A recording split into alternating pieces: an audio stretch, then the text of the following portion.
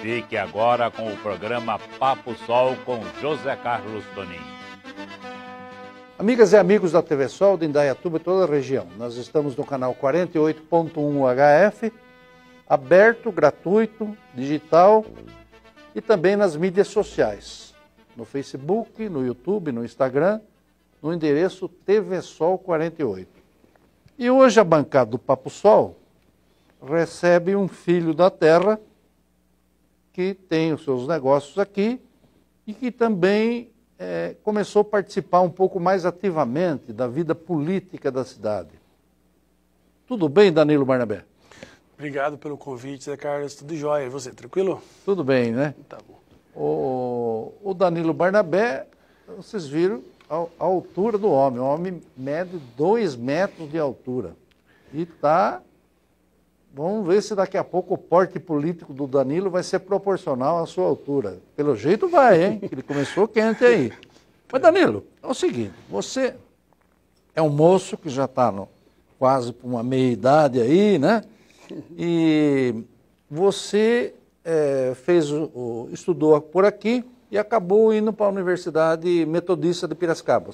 Sim, sou formado em publicidade. Você fez publicidade e propaganda. Por quê? Você acha que esse negócio é um negócio bacana, um negócio de futuro? Eu sempre gostei dessa questão da parte de humanas, de entender as pessoas, e a publicidade é um negócio que você aprende a criar nas pessoas o interesse em determinadas coisas. É a arte de você gerar necessidade. Isso me encantava. Aí eu resolvi aprender um pouco mais. Perfeito. Depois você teve a possibilidade até de fazer uma pós-graduação na Fundação Getúlio Vargas. Fui trabalhando no negócio da família, na empresa, eu senti essa necessidade de aprender um pouco mais de técnica, de teoria da administração. Aí eu fiz a pós-graduação na Fundação Getúlio Vargas em administração de empresas. Tá mais por causa dos negócios da família mesmo. Por causa dos negócios. Falar nisso, o que você toca de negócio hoje? Bom, hoje nós temos 2 empresas lá, né? A família tem 2 empresas no distrito, uma distribuidora de produto de higienização profissional, há mais de 25 anos, e nós temos também uma conversão, uma fábrica de papéis sanitários, fabrica papel higiênico. Até papel higiênico você papel fabrica? Papel-toalha. Papel-toalha também? Isso, distribui. E quem são os seus clientes? Você vende para o atacado ou distribui no varejo também? A distribuidora atende clientes finais, lanchonetes, bares, restaurantes, clínicas, a parte hoteleira. A conversão a gente vende para distribuidoras e lojas. Então a gente vende para uma loja e a loja revende para o cliente final. O que é conversão? Conversão a gente compra as bobinas de papel em grande escala, as bobinas grandes. Da Suzano, de quem que você quer? A gente compra na região de São Paulo lá. São o papel já convertido, tipo tissue. Aí a gente passa nas máquinas, ele é cortado e reembalado em embalagens comerciais, os fardos, os rolos de papel higiênico. Papel higiênico no rolo, papel toalha em rolo também. Em rolo, interfolha, né? A gente trabalha...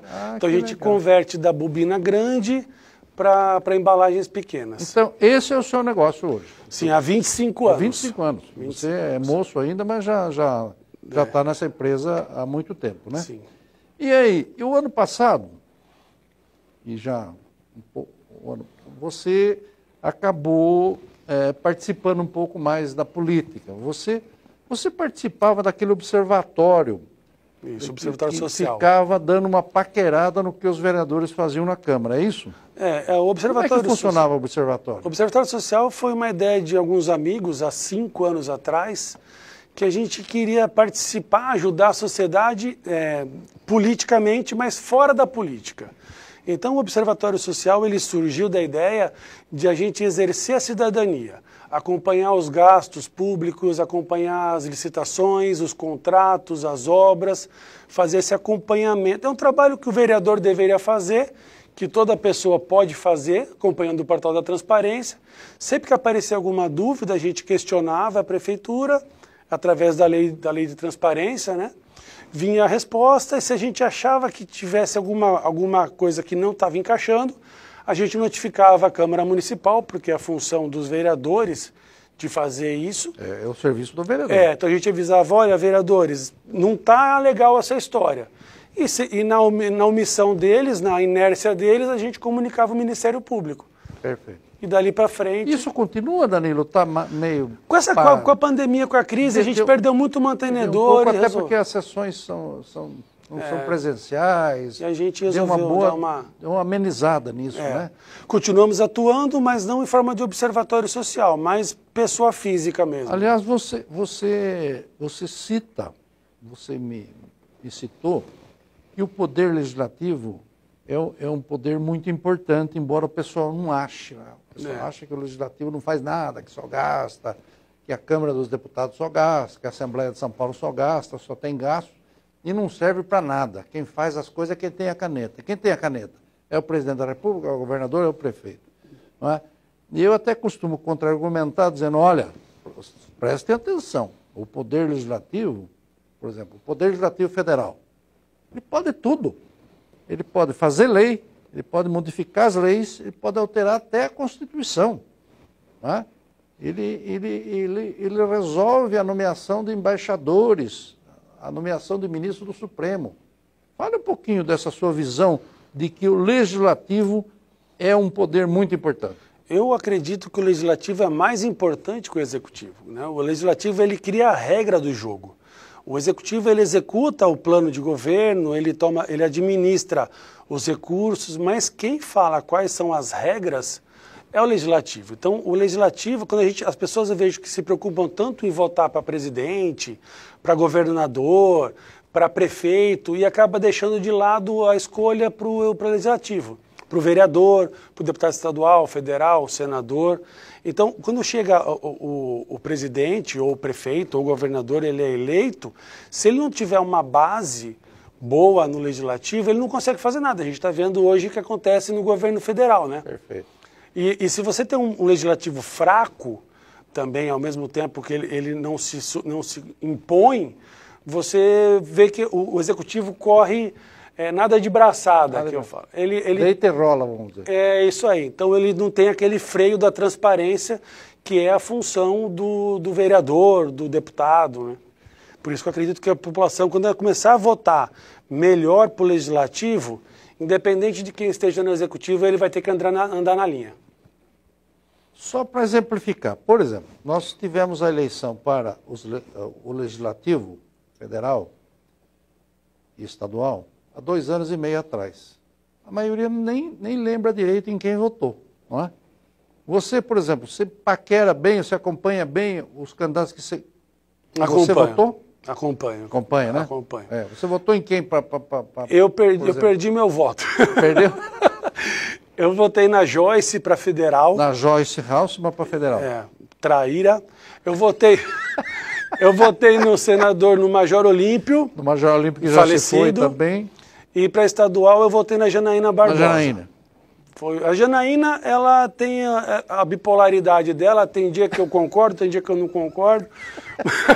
Agora, Danilo, falar em Janaína, né? A Janaína é uma superstar, vamos dizer, em termos até ela é deputada estadual, não é nem deputada federal, mas ela teve uma presença marcante no impeachment da presidente na época e tem uma personalidade forte, né? E vive, às vezes, criticando também o presidente da República, etc. Você acha que o voto distrital seria interessante, assim como o voto distrital misto?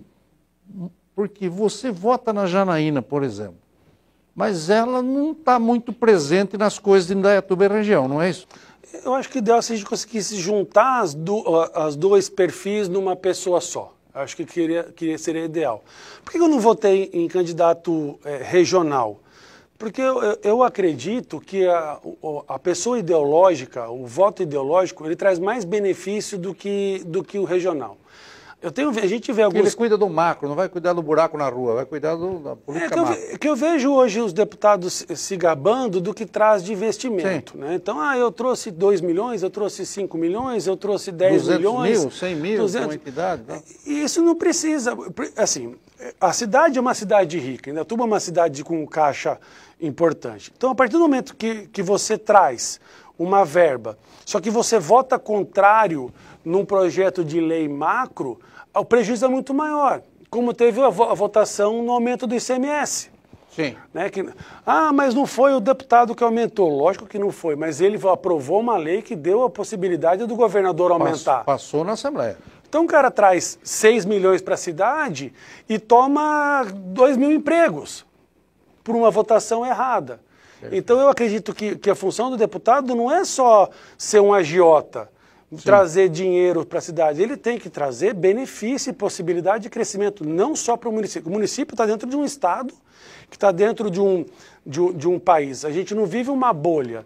Então, se eu trouxer 2 milhões, 5 milhões para a cidade e eu não conseguir fazer uma lei que dê ambiente de negócio para o macro desenvolver, aqueles 2 milhões, do jeito que vem, evapora. Né? Perfeito. Você, Danilo, percebo pelas suas posições, pelas suas colocações nas mídias sociais e mesmo na campanha política, que você é liberal em termos de economia. Sim. Não é? Você defende a meritocracia. Quem tem mérito vai para frente, progride e tal, gera emprego, dá emprego para quem quer ficar sossegado. Agora, você acha que dá para conciliar você ser liberal na economia e ser mais progressista na parte social? Aquinhoar mais a parte social? Não, porque não tem. Quando a gente fala em meritocracia, não é o Estado virar as costas para os menos providos. Olha, você vai ser taxado, vai ter que ser eternamente funcionário, eternamente classe C, eternamente classe D. Não, são possibilidades de crescimento para quem se esforça de maneira similar. Então, eu sou contra você chegar e dar alguma coisa sem nada em troca. De bandeja, De vamos bandeja. dizer. Você acaba acomodando a pessoa.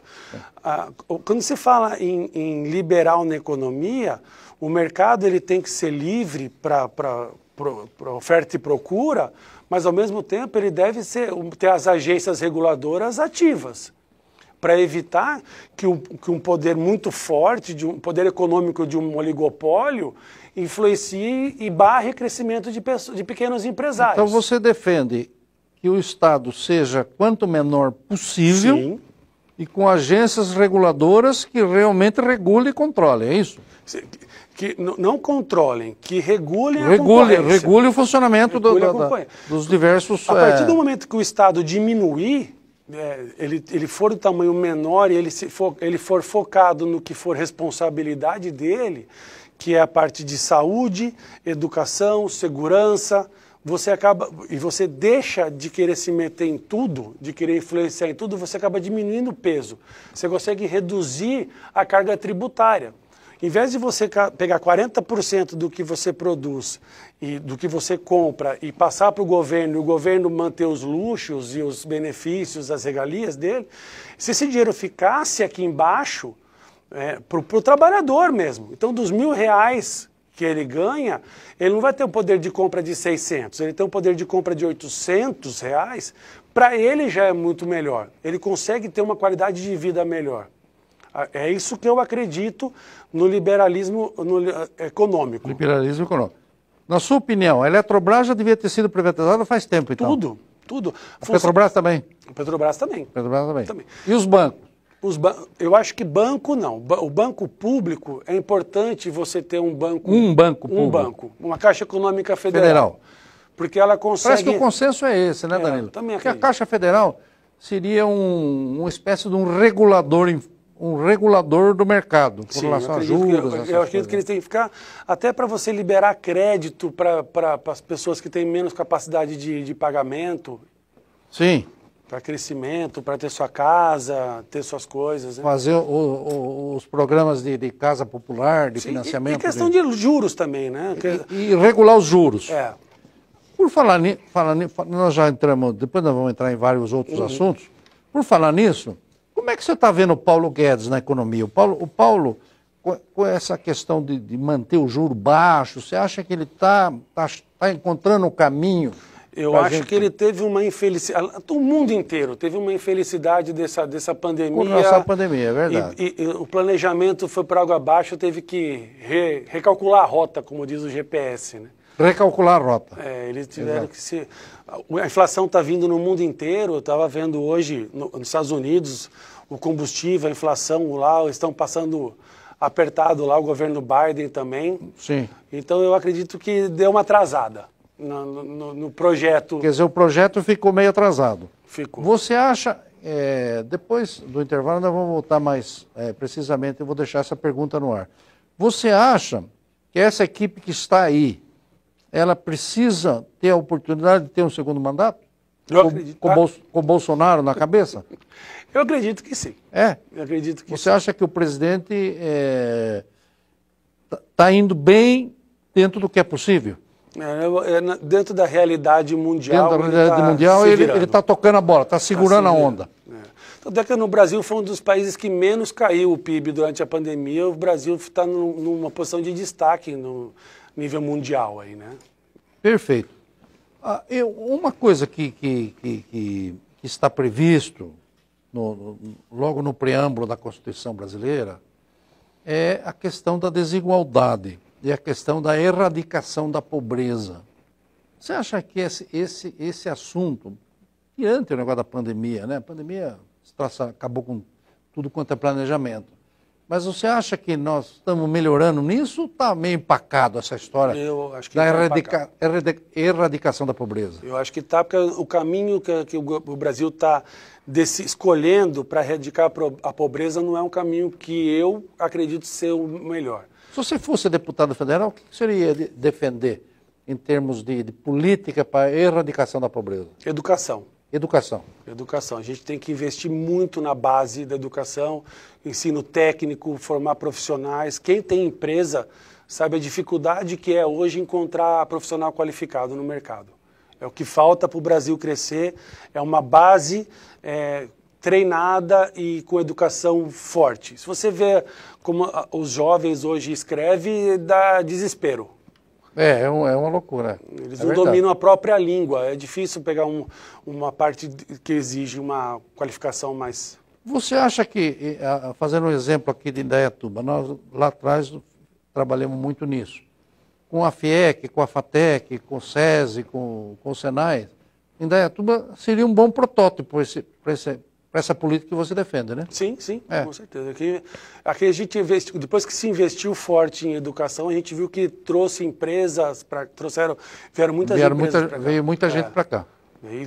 A Toyota chegou num momento importante, trouxe toda a indústria de base que a indústria automotiva traz, né? Eu acredito que a educação é a base de tudo. Você não consegue crescer se você não tiver mão de obra qualificada. Que legal.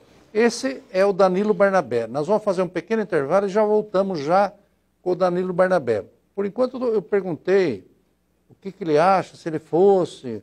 Agora, daqui a pouco nós vamos querer saber se ele é candidato o ano que vem. Afinal de contas, daqui a um ano nós já temos campanha eleitoral.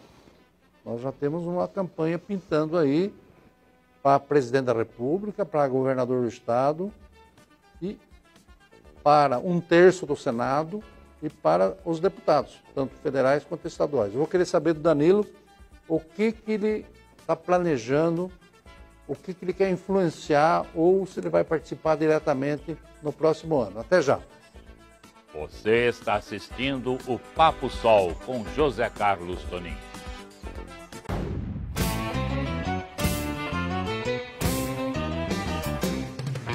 No Pesqueiro 3T, você encontra pratos deliciosos aliados a um ambiente muito agradável e descontraído.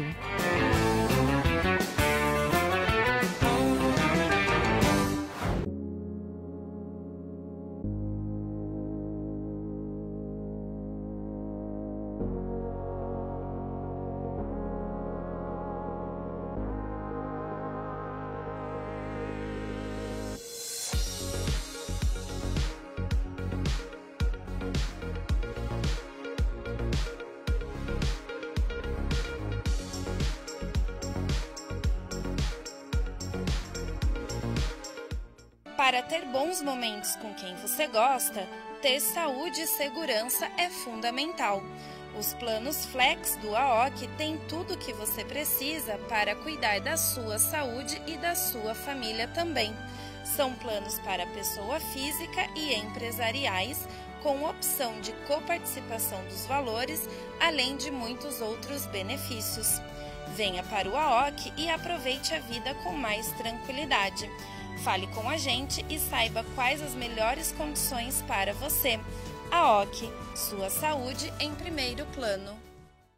Bem-vindo ao Vila Helvécia, do programa Casa Verde e Amarela. More em um local com fácil acesso às principais vias da cidade, com uma área de lazer completa para todas as idades. Saia do aluguel e mude já para um apartamento ideal para a sua família. Avaliamos seu carro ou moto para a entrada. Financie hoje e ganhe documentação grátis. E ainda conte com parcelas que cabem no seu bolso. Agende sua visita, Vila Helvécia.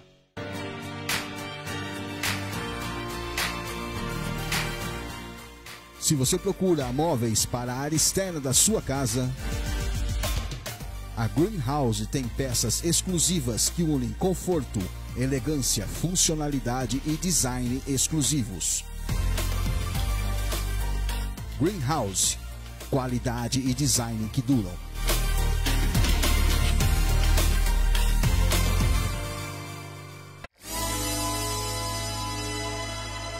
De volta com o Danilo Barnabé, indaiatubano, conhecedor de todos os problemas da cidade. E vou voltar até um pouquinho com relação à Câmara de Vereadores. Que, pelo que ele falou, pelo observatório, ficava olhando o que a Câmara fazia, ou que mais deixava de fazer do que fazia, a nossa Câmara Municipal. Você acha que o Legislativo de Indaiatuba anda muito devagar? Eu acho que eles abordam coisa supérflua. São 17 milhões de reais por ano para falar nome de rua, você tem que cortar grama de praça, você tem que trocar lâmpada, você tem que fazer lombada, alterar semáforo. Eu acho que o debate importante está deixando de A nossa Câmara não tem debate. Não, falta se debater os motivos de tanto aditamento de contrato, de despesa, de comissionados, de produtividade. Eu acho que falta debate de verdade. Eu acho que é um pouco culpa da oposição.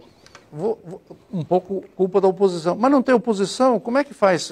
Você não acha que a nossa representação é muito pequena em termos de número? Sim. Não seria... Nós podemos até contar até com 21 vereadores. Se tivéssemos 19 ou 17, não seria melhor para dar uma arejada na nossa Câmara? Sim, as pessoas, às vezes a gente fala de aumentar o número de vereador, aí o pessoal já vem com duas pedras na mão. Despesa. Vai aumentar a despesa e não vai aumentar a despesa. A despesa é a mesma. Né? É constitucional a porcentagem da arrecadação que tem que ir para o Legislativo e ele distribui da forma que o presidente ali da Câmara faz as compras, né, e acaba gastando a mesma coisa. Eu acho que não é nem tanta quantidade, Zé Carlos. Eu acredito que o candidato, quando ele entra para ser oposição, ele tem que estar ciente que dificilmente vai passar um projeto dele. Porque ele vai ser a minoria, né? A situação, ela tem a máquina pública, ela tem a consulta médica, ela tem a cesta básica, ela tem o favor, que em cidade pequena todo mundo conhece, é o amigo do fulano, do ciclano. Então a oposição vai ser sempre em menor quantidade. Então se você deixar de fazer a sua atuação como fiscalizador, de medo de seus projetos não passarem, ou das suas indicações não serem feitas, eu acho que isso empobrece o debate. Indicações, às vezes, de coisas supérfluas. Homenagear não sei quem, Sim, nome do rua. Uma praça que tem que botar uma câmera, cortar uma grama. Então, se você pegar as indicações, até a própria situação, aquela quantidade de indicação que um vereador faz de melhoria já é um sinal que talvez o executivo não esteja cumprindo com o papel dele. Se ele precisa que o outro poder interfira no trabalho dele para falar o que tem que ser feito ou não, eu acho que daí já o pessoal da própria situação deveria falar, olha, será que essa secretaria está funcionando bem? Será que o gerenciamento dos serviços, o planejamento está sendo feito corretamente? A falta de alternância é prejudicial à administração pública? Total, total. Você acha que, em especial em Indaiatuba, nós estamos caindo num ciclo vicioso que não temos alternância há muito tempo? Sim. Quando você fica muito tempo, você vê um grupo político muito tempo no poder, a gente percebe que começa a se misturar, se confundir o que é seu e o que é público. Então acaba se tendo um sentimento de posse na cidade. Então o grupo político sente como a cidade fosse deles. Você tem que pedir autorização, você tem que falar com eles. É a história do patrimonialismo, quer dizer, você mistura o que é público e o que é privado. Exatamente, e a pessoa acaba se acomodando. Ela sabe que não vai ter um parâmetro de comparação com a cidade, porque quando se compara, mas Indaiatuba não era assim. Nós estamos falando de 30 anos. Sim. O mundo não é mais como era 30 anos atrás. Então, como que a gente sabe que no outro grupo não pode ser melhor? E a própria máquina se acomoda. Agora mesmo nós tivemos um escândalo aí de começar a fabricar diploma de nível universitário para o pessoal ganhar uma gratificação a mais. Você acha que isso é uma acomodação em função da falta de alternância? Eu acredito que é acomodação por falta de fiscalização. A Câmara Municipal está passiva. Era para eles morrerem de medo de fazer uma coisa, se tivesse uma oposição atenta e que fosse no microfone, que botasse o dedo na ferida. Por exemplo, Danilo, aquela CPI que investigou a aplicação de 53 milhões num banco quebrado, isso já tem 9 anos, quase 10 anos. Daqui a pouco vai fazer aniversário, 10 anos. Toda eleição esse dinheiro volta, mas não volta, né? 15 dias antes da eleição, sempre o dinheiro vai voltar no mês seguinte ou nos dias seguintes, né? E isso, a Câmara fez uma CPI até para investigar isso daí. Não ouviu ninguém, nem o secretário da Fazenda. CPI é mais barulho político do que resultado, né? A gente vê no Brasil, aí nunca uma CPI deu resultado de verdade. É mais barulho, né? Mais barulho. É mais barulho. Mas em política, o barulho não é importante também? Se a população votar direito, né? A gente faz o barulho político para tentar abrir o olho da população. Só que a gente sente uma falta de noção política de ação e reação. Causa e efeito. As pessoas veem o problema na saúde, vê o problema na educação, vê o problema na segurança, mas não conseguem ver a causa desse problema. A causa do problema é votar errado. A pessoa vota no amigo que toma uma cerveja no bar, que joga um truco no final de semana e não vota em quem você acha que seria bom para administrar o seu negócio, por exemplo. De fura a fila da saúde, também tem isso? Então a gente vai... Se você, quando vai votar, a pessoa deveria pensar, eu contrataria essa pessoa para trabalhar para mim? Certo. A pessoa ele é legal, ele é gente boa, ele toma uma cerveja, faz um churrasco e tal, mas tudo bem. Mas se trabalhar... Você compraria um carro usado desse cidadão? Você dava a sua senha do banco para ele? Não é? Porque é isso que a gente faz quando a gente elege um político, você dá a senha do banco da prefeitura. É verdade. O Danilo, fala uma coisa. Eu comecei a perguntar do ano que vem, você vai ser candidato a deputado? Olha, o grupo, eu coloquei o meu nome à disposição do nosso grupo, para se o grupo entender que meu nome é um nome viável, eu encaro. Você está afim? Estou afim. Você está afim de ser candidato a deputado federal? Ou estadual. Ou estadual. Ou estadual. Mas pelas ideias que você fala em coisa mais macro, coisa de política de neoliberalismo ou de liberalismo econômico e tudo mais, isso são coisas mais federais, né? Mais de assuntos de governança em nível Brasil, né? Sim. Fale um pouquinho para o seu, quem sabe, um futuro eleitor aí, você é um pré-candidato, enfim. O que você defenderia se você chegasse em Brasília? Eu acredito que o Estado tem que ser menor, tem que ser mais leve, a gente tem que deixar o mercado agir de forma mais livre. Eu acredito que a partir do momento que você tirar o peso das costas, dos impostos, o Brasil tem tudo para decolar, para ser uma potência mundial. Eu acredito nisso aí. Você acha que a nossa carga de impostos, ela acaba castigando mais ela castiga poucas pessoas, ela arrecada mais em cima de poucos setores e a base de cálculo da tributação devia ser alargada, mais gente pagar para todo mundo pagar menos. Você acha que muita gente paga, pouca gente paga muito e muita gente não paga nada? Eu acho que o imposto brasileiro, ele deveria ser calculado em cima do lucro e não em cima do faturamento, né? O Estado de São Paulo, a gente tem o regime de substituição tributária. Sim. Isso é um castigo, isso é um veneno para o comércio. Porque você paga antecipado. Você paga antecipado. E você comprou uma cerveja, isso é recolhido lá na cabeça. O petróleo é recolhido pela Petrobras. O petróleo, a Petrobras vende para a distribuidora vende para o posto vende para o consumidor. Sim. Só que o imposto já ficou lá. E o comerciante colocou o produto na gôndola, ele já pagou o imposto como se ele tivesse vendido. Se ele demorar 60 dias para vender aquele produto, ele pagou antecipado 60 dias. E ainda o pessoal que mexe com isso daí sabe que é a questão do índice do valor agregado. O governo, ele te fala qual é a sua margem de lucro. Então você compra um produto, você vai pagar antecipado, que o governo fala, olha, sua margem de lucro nesse produto é 60%. Que pode não acontecer. Você não consegue colocar 30% É a chamada pauta. E aí você fica sobretaxado. Então o sistema tributário brasileiro não é justo.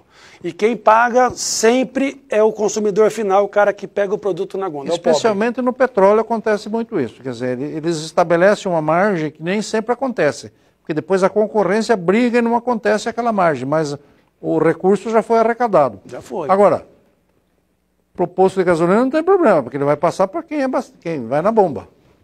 Quem vai na bomba, que precisa... É a ponta da linha que paga. Precisa do caminhãozinho para trabalhar, precisa da máquina que vai trabalhar, vai consumir o óleo diesel e tudo mais, né? Então, essa questão tributária, você não acha que o governo está meio devagar nessa questão da reforma tributária? Eles precisam cortar gasto. Eles precisam, primeiro precisa sair a reforma administrativa. Precisam dar exemplo. Eles precisam cortar os gastos para poder cortar a receita. Se ele não cortar o gasto depois, ele não consegue cortar a receita, né? Então eles precisam fazer lição de casa para convencer a sociedade. Eu acho que é isso aí. Deve haver a reforma. É isso aí. Você tem que reduzir o tamanho, cortar a mão de obra, gastar direito. Porque tem outro erro do brasileiro, vê o seguinte, vê o volume de dinheiro, não vê a eficiência do gasto. Foi investido 20 milhões em educação. Isso não significa nada, isso é um número bruto. Você não sabe se foi investido com qualidade. Às vezes, 5 milhões bem gastos dão muito mais resultado do que 20 mal gastos. A gente vê hoje no Ministério da Infraestrutura, com o ministro Tarcísio. Ele veio, você vê o tanto de obra que ele tem inaugurado, o trabalho que ele vem fazendo, e não foi aumentada a quantidade de verba para o Ministério.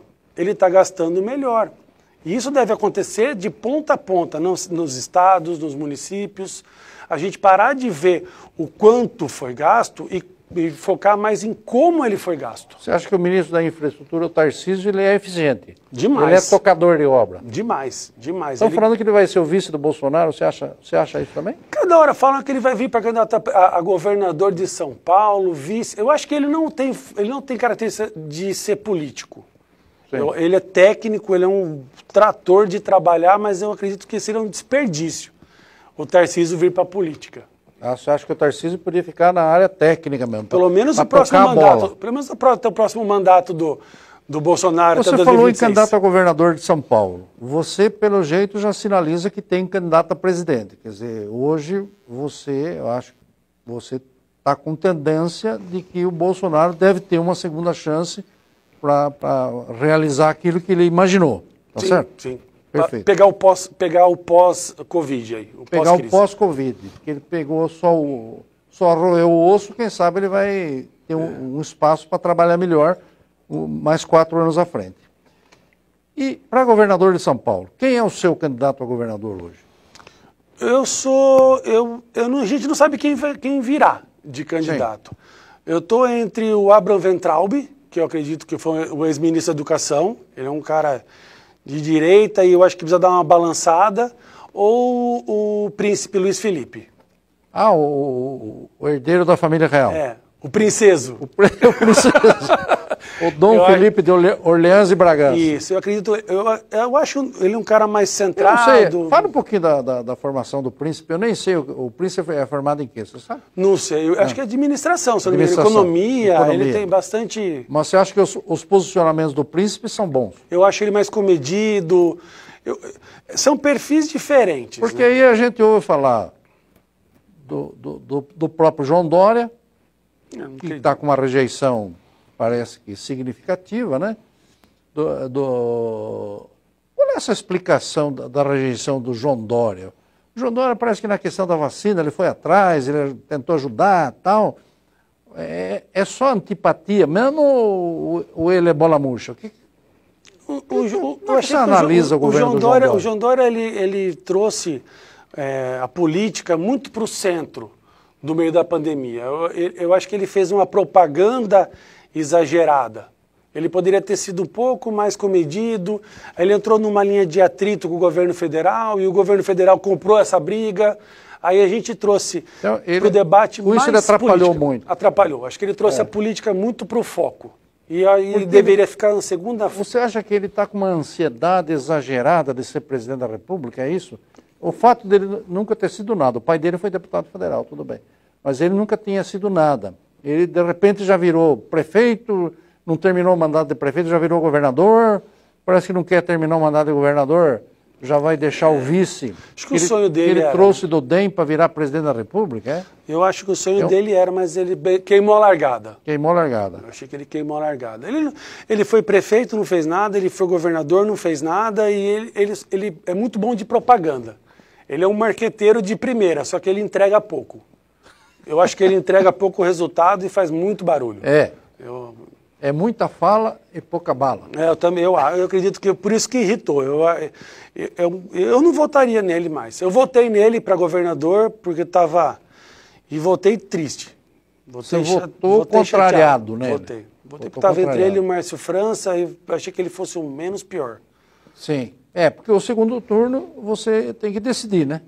Você não tem o que fazer, você tem que resolver. Mas você falou dos ministros da República, e você, como um pré-candidato a deputado federal, espero que você seja candidato a deputado federal, eu acho que seria importante para a nossa região, afinal de contas, Indaiatuba tem mais de 180 mil habitantes, já tinha 177 mil habitantes. Eleitores, né? Eleitores, sim. Desculpa. Mais de 180 mil eleitores, quase 260 mil habitantes. Indaiatuba já está passando do ponto de ter um deputado federal, não está? Nós já tivemos um deputado federal no passado aqui. Tivemos 2 anos. Né? Voltou, Não, nós tivemos o deputado Newton Lima. Sim, verdade. Foi verdade. 2 mandatos. Teve um negócio lá das ambulâncias. Não foi? Teve um problema que ele acabou não se reelegendo mais. Mas nós já tivemos deputado federal aqui da cidade. E toda eleição sai parece que há uma plantação de uma série de candidatos para não eleger ninguém, né? Eu vejo que em Indaiatuba se solta um monte de deputado federal mais para testar para a eleição municipal seguinte do que para eleger. Quer dizer, o sujeito sai candidato a federal para fazer campanha para vereador.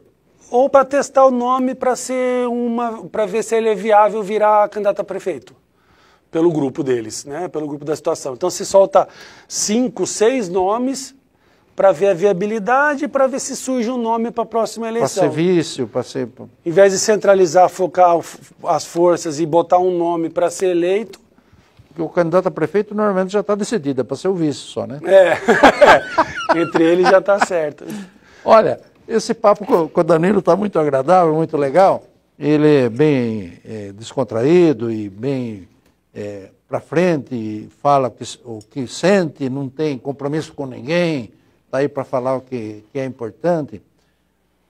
Fale mais um pouco do que você espera da nossa República daqui para frente e, quem sabe, você como um possível integrante da nossa Câmara dos Deputados. Fale um pouquinho para o eleitor. Eleitor, eu chegando em Brasília e vou defender isso. O que você vai defender? A gente precisa voltar a se unir. O Brasil hoje está dividido. Eu não falo só por questão de ideologia, de esquerda, direita, centro. A gente se vê dividido por qualquer coisa. Tudo é motivo, você vê nas redes sociais, tudo é motivo de briga, de discussão e pouca união para focar num objetivo comum. A gente precisa voltar a trazer o debate, voltar a conversar e sem a máscara do politicamente correto. As verdades, às vezes, são difíceis e não são fáceis de se trazer e de se conversar. Mas é preciso a gente voltar a falar a verdade, voltar a defender o que é certo, o que é prioridade. A prioridade no Brasil, hoje, é crescimento e oportunidade. Só se consegue com educação. Tudo o resto é cortina de fumaça. Quando você coloca, por exemplo, um Bolsa Família, você deveria dar uma contrapartida da pessoa. Um curso profissionalizante, ter um prazo estipulado para a pessoa, para não virar uma aposentadoria, aquela verba. Falta um pouco a gente trazer para o debate os deveres do cidadão, não só os direitos. A gente vê muitas pessoas falando, não, eu tenho direito a isso, eu tenho direito àquilo, mas e os deveres? Né? Você acha que o presidente Bolsonaro tem recebido muitas críticas, exatamente porque fala a verdade muito dura, de maneira muito contundente, é isso? Na época da eleição, o pessoal que votou nele achava legal e agora tem algumas pessoas que falam, pô, mas ele fala grosso, ele se atrapalha, ele traz para o debate assunto que não tem nada a ver com a pauta. Eu acho que é o jeito dele. É o jeito, ele sempre foi assim, na época da campanha ele sempre foi assim, ele foi deputado, ele era assim, a gente via ele ficou conhecido no Brasil pelo jeito dele falar, pelas brigas que ele arrumava. Então ele é criticado porque ele tirou o politicamente correto. Ele cutuca a ferida e se as pessoas geralmente têm um problema de ouvir a verdade. Né? As pessoas mais sensíveis ficam meio doloridas do jeito que ele fala. Quem conhece militar sabe que eles são assim, é o jeito deles se expressar. Sim, faz parte da carreira, enfim, tudo mais, né? Legal, Danilo. Nós vamos encerrar e agradecer você pela presença aqui no Papo Sol, dessa humilde bancada aqui da TV Sol de Indaiatuba.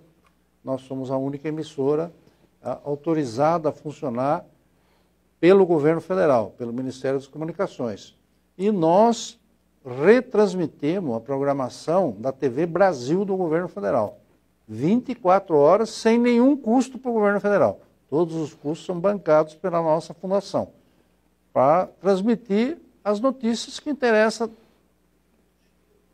para o cidadão do governo federal.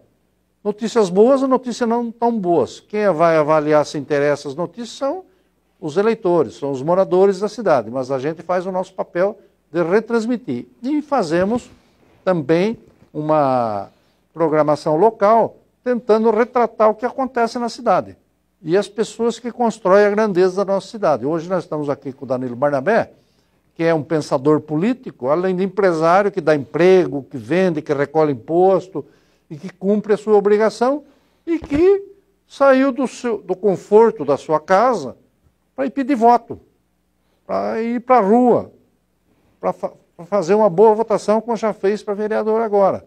Então é importante que mais gente faça esse papel, mais gente participe. Danilo, deixa sua mensagem final para Indaiatuba, por favor. Primeiro agradecer ao Zé Carlos aí pela oportunidade de estar falando com vocês e trazer essa sugestão para vocês, né?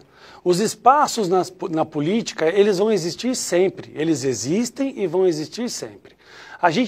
Toda vez que uma pessoa boa deixa de ocupar um espaço na política, aquele espaço é ocupado por uma pessoa ruim, mal intencionada. Então a gente tem que sair da nossa indignação e partir para a ação. Vir para o campo político. Só se muda a sociedade através da política e política consciente e transparente. Então o convite que eu faço é que as pessoas se envolvam mais com a política. Venham ser candidato, apoiem seu candidato e participe do jogo da política. A sociedade só tem a ganhar, né, Zé Carlos? Só tem a ganhar. Esse foi o Danilo Barnabé, que coloca muito claramente que o caminho é o caminho da política. Muita gente acha, e vê a política como uma coisa ruim. Política é uma coisa mal vista em geral.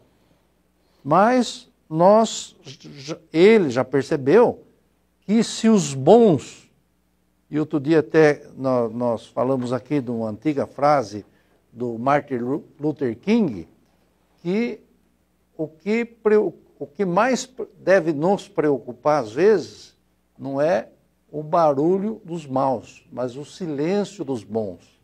Os bons estavam muito silenciosos. Parece que de um tempo para cá, os bons também estão botando a cara. Então o Danilo sai do seu conforto para também participar da vida política. Autêntico, trabalhador, pagador de impostos e que também quer ajudar a mudar o Brasil. Obrigado, Danilo Barnabé.